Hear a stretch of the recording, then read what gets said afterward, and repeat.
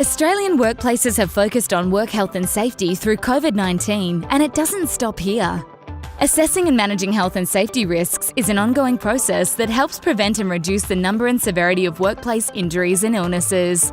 Actively managing WHS risks promotes and improves health, well-being, work capacity, fosters innovation, and improves work quality and productivity.